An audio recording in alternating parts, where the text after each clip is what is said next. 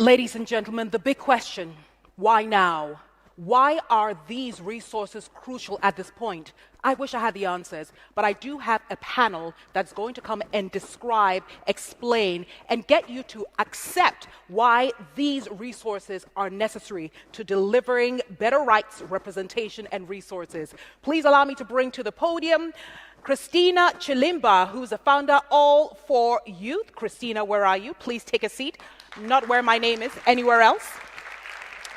Please also welcome the second in my panel, Juan Pablo Uribe.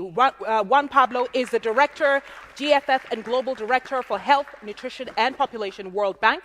Last but not the least, joining us virtually is Her Excellency Pascalle Grotenhuis from Netherlands. All right. Now, let me tell you, by now you know I'm harmless, right? Very easy questions. Your Excellency, you're very welcome. We miss you. But we're also very grateful for the Netherlands' commitment to the GFF. So, Christine, I'm starting off with you. You are the youngest one amongst all of us, I mean, after me.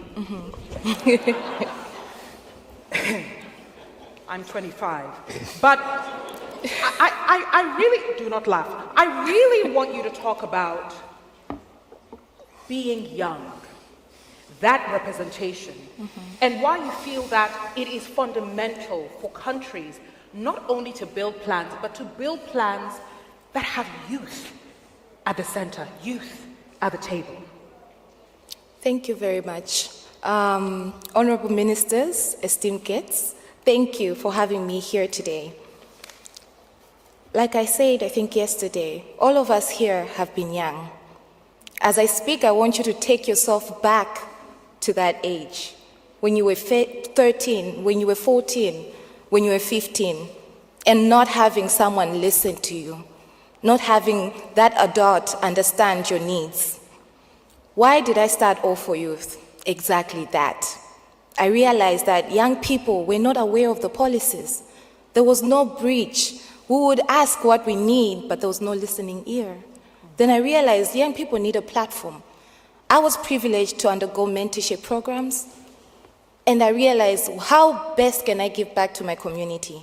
I created a platform for young people to be able to understand the policies that concern them. So I started All for Youth. Brought in young people from various backgrounds, including refugee youth, told them about the policies concerning sexual reproductive health and rights. And I realized there was a gap, linkages to care. You want them to demand, but demand to who? Someone they must know, someone who must understand their needs. I created linkages with healthcare providers at facility level and tried to also lead advocacy at a national level with the support from the GFF by the leadership of my government, Government of Malawi, Ministry of Health to be exact. I have worked hand in hand with them. They've been welcoming in terms of understanding our voices and bringing us on the table. And with that, I realized, let me bring a lot of young people to the space. They should know their rights. They should be able to create linkages to be able to demand for the services that they need. What am I saying here? Young people cannot be ignored. We cannot be ignored. If you're talking about conversations in tech, talk about education, gender, health. You cannot go forward without the youth voice in those spaces.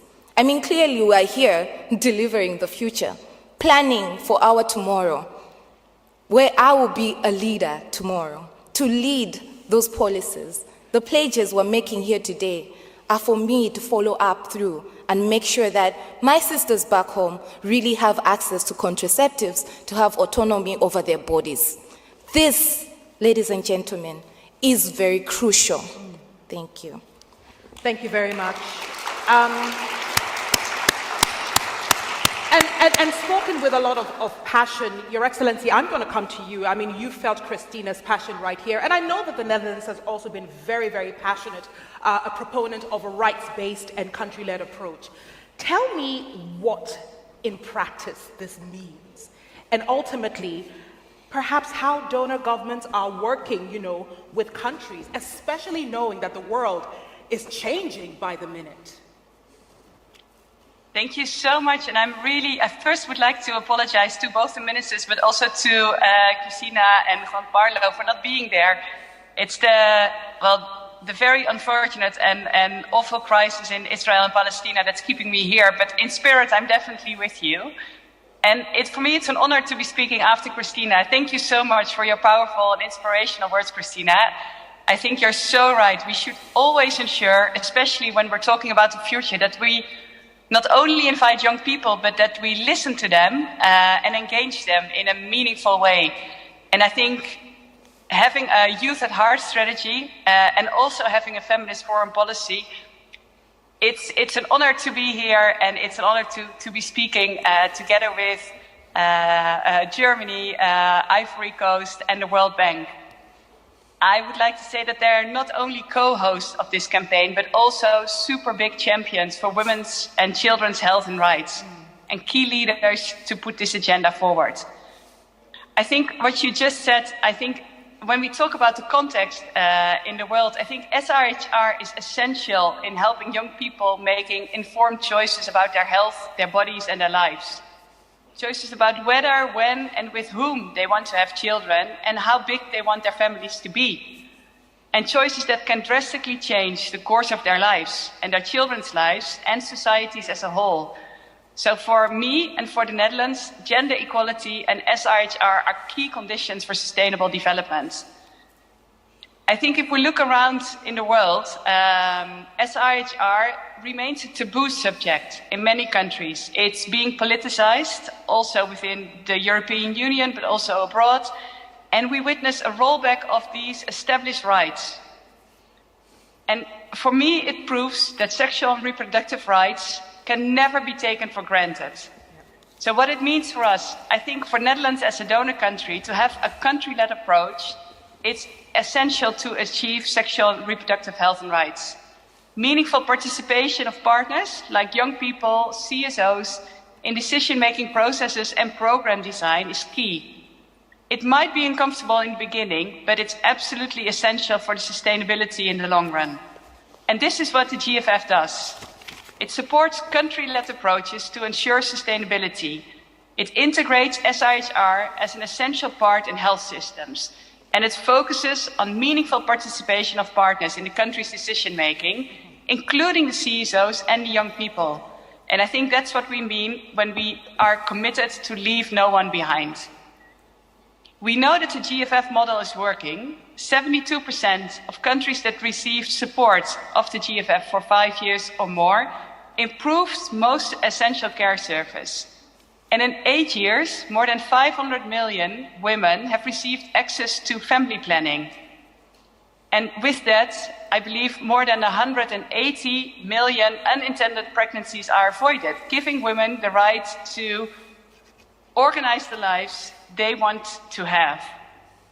So all this is why the Netherlands has decided to triple its core contribution to 90 million euros and to add an extra 10 million for Ukraine, to support engagement in Ukraine, to restore access to essential health services for women and children. Thank you. Well, I have to say you have set the ball rolling on this. Tripling. Ministers, you hear? Tripling. Now, I'm not here to only just say, oh yeah, that requires a round of applause. But I'm not only here to state what is being pledged, I'm also here to say we are a little past halfway, but we need to get to that 800 million.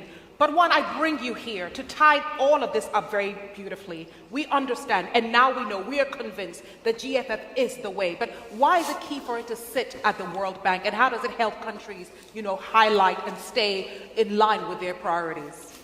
Anita, thanks so much, and thanks for your energy and for being also a super champion. Like everybody in this room, that's why you're here.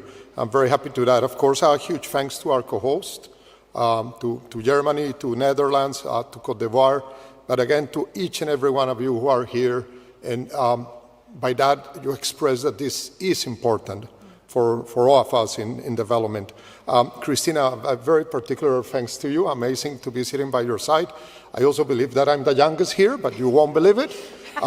But after hearing you, maybe I'm not. You have so much strength, and thanks so much, because civil society, your leadership, your advocacy means a lot at the country level and in the GFF model. So thank you so much. To your question, Anita, and I will just bring some examples. Something nice about the GFF model is that each and every of us as partners can bring our best competencies, our best skills, and they all come together and complement each other around the country leadership. In the case of the World Bank, of course, the first thing that is important by hosting the GFF is that we can leverage all the bank resources, in particular at the country and regional level. I'm talking, of course, about our staff and their knowledge and their technical capacity, the policy dialogue that is permanent with the governments, and of course, as you would always expect, the financing resources. The GFF is very good, as Minister Dimba said, in being catalytic and leveraging those IDA resources and even IBRD resources. Just to give a number, which I think means a lot in terms of health policy, those countries where the GFF is working are able to pull 40% more resources from the World Bank into women, adolescents, and children's policies. So that's extremely important.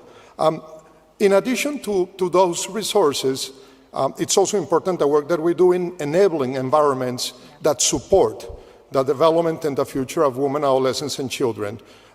With UNFPA, Natalia, we're doing incredible work advancing legal reforms that really protect the rights of women and adolescents around sexual and reproductive services and rights. Keeping girls in school, for example, which is something so important, will be defended by those legal reforms and better environments. And lastly, we can also help bring in the GFF innovations to scale.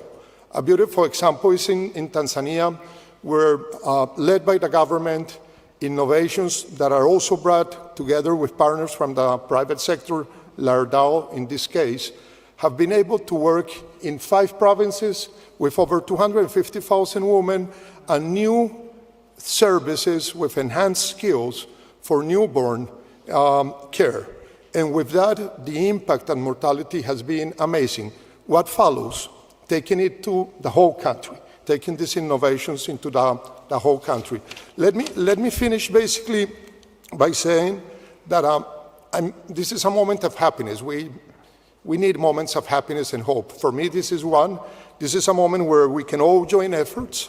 This is a moment in which we can all work around country priorities, strengthening that country leadership, which is so important, strengthening the institutional capacity behind our health systems, and foremost, and those of you who have heard me, I repeat this again and again and again, maintaining this agenda of women, adolescents, and children visible. It's them, it's the women, the adolescents, and the children who bring hope for all of us. Thank you so much, Juan. Beautifully said. And you've segued right into what I would call the last part of this conversation. I've got only about 5 minutes. But Pascalle, I throw it to you first of all. What must we do? What's the next big step that we must all take collectively to make sure that we are on that same path, that same trajectory together towards what we define as success? Thank you very much. I think there's a lot of things at stake. So I think established SIHR rights are under pressure. And we should help countries to ensure better rights and opportunity for women and girls, particularly in the hardest to reach communities. Because for countries to prosper, we need to invest in women and girls. Secondly, inequalities are rising. And I think we should ensure that we are on a path to deliver the future that is fair and more equitable for everyone. And then lastly, I think with all the crises around the world, investment in health are under pressure. And we should invest seriously in the ability of countries to shape their futures based on their national plans and their priorities. And that is why, on top of the 90 million that I just announced, we will launch another 10 million for Ukraine to help support them in the health sector. Thank you.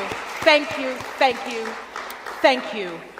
We've got a minute to go, Okay. Christine. Your Fast. top one or top two? Okay, thank you very much. I think quickly, we must all have an increased understanding of the true barriers to progress, excluding young people, neglecting our needs, prioritizing our needs. So what do we need to do moving forward? It's now time to move from talk to action. This platform is the action for the future. I urge you all to join us in moving from just talking to action. Pledges that we are making here today must be realized quickly. We are running out of time. We are running out of time. So it's time to put the youth into use. We are here, we are ready to be used.